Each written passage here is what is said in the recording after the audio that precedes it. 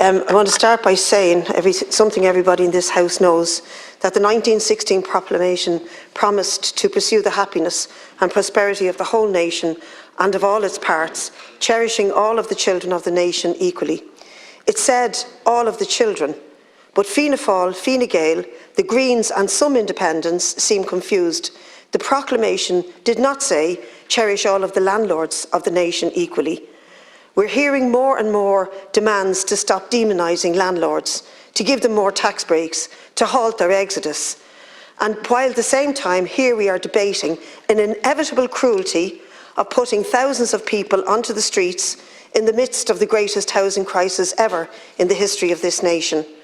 And to listen to some people here, you would think that incentivising landlords was the issue and not the possibility of children turning up at Garda stations with no homes to go to and no roofs over their heads.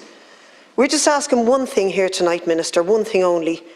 Not how many more schemes should we try to develop to lure landlords, developers, builders or vulture funds into our market.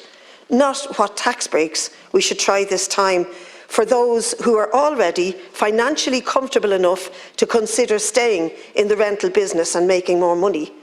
We're asking only one thing, and that is, should we put thousands of people out onto the streets starting from the 1st of April?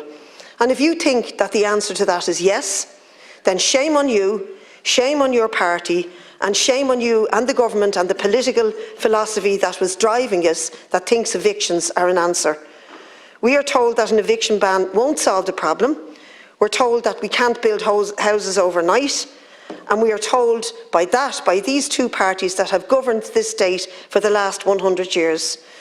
But try tell that to people like the tenants in Tahani House, 100 of them, some of them children, who are meeting the DCC management constantly about their issue and are being fobbed off and suspended and being given no commitment about the buying of that property so that they can stay as tenants in situ. And that goes on all throughout this country. Clarity is needed for tenants.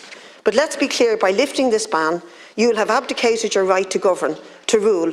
You'll have put a nail in the coffin of the two Civil War parties. You'll have declared to the people of this country that the rights of property of landlords, of investment trusts and financiers trump the rights of children to a home, to a roof over their head.